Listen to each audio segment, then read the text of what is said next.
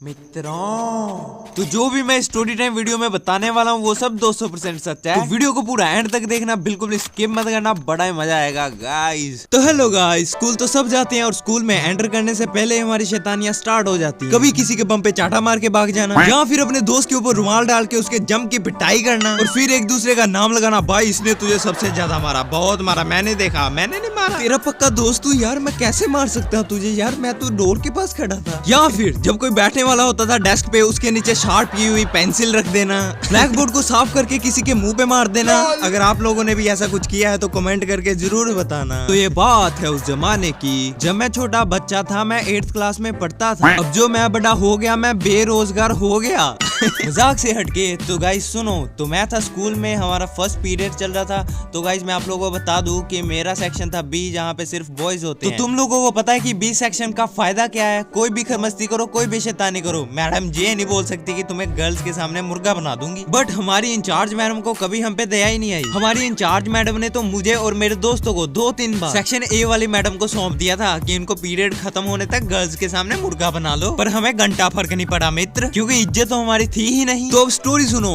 तो हमारा first period चल रहा था इंग्लिश का। तो भाई इंग्लिश की मैडम भी इतनी कोमल थी कि मैडम का नाम भी कमल था। अगर फूक भी मारोगे तो उड़ जाएगी, इतनी कोमल थी।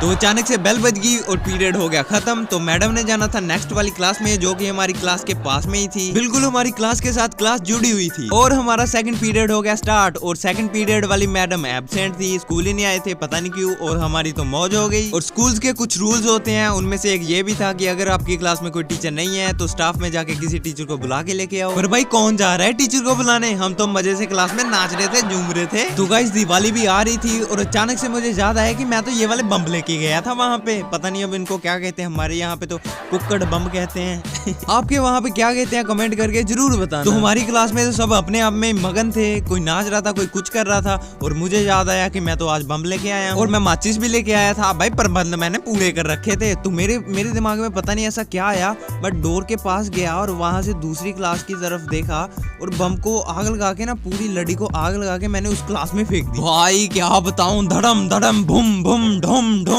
अरे भाई जो इतने खतरनाक बम थे ना, वो ठा धुम धुम, और जो बीच में होते नहीं है फुसकी बम, ऐसी आवाजें आ रही थी। भाई मैं तो पूरा डर गया। मेरे पास जो माचिस थी ना, वो मैंने ना वहाँ आगे फेंक दी, क्लास के बाहर फेंक दी। वहाँ पे थोड़े से फ्लावर लगे थे, वहाँ पे जाके छुप गई थी। और मेरे पास थोड़े से और बम थे, वो मेरी जेब में पड़े थे। मैंने 2-3 बम थे ना, जो मैंने अपने शूज के नीचे छुपा लिए।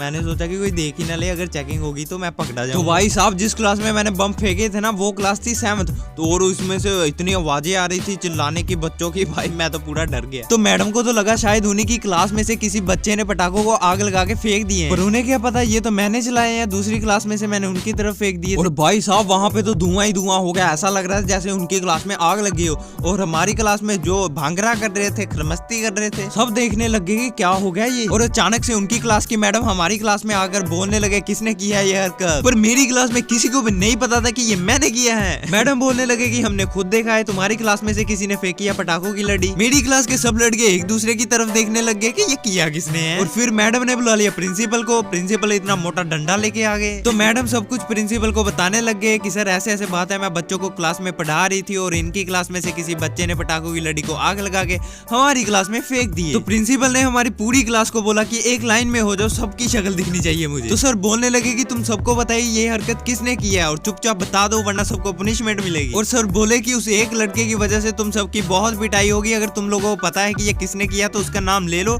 और तुम सबको छोड़ देंगे। पर मेरे अलावा तो किसी को पता ही नहीं था कि ये कांड किया किसने है। और मैं भी वहाँ पे इतना मासूम चेहरा लेके कि जैसे मुझे कुछ पता ही नहीं है, मैंने तो कुछ किया ही। तो फिर प्रिंसिपल सर बोलने लगे कि तुम लोग ऐसे नहीं बताओगे, सबकी चेकिंग होगी।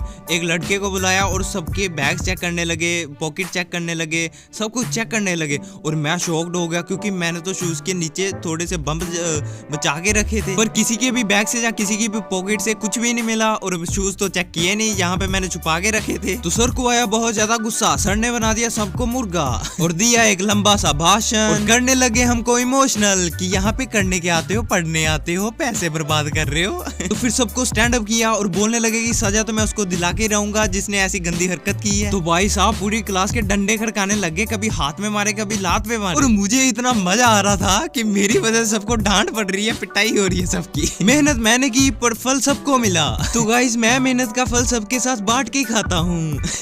बाद में जब सारा मामला ठंडा हो गया तो सब दोस्त एक दूसरे से पूछने लग गए, भाई यार ये किसने किया था?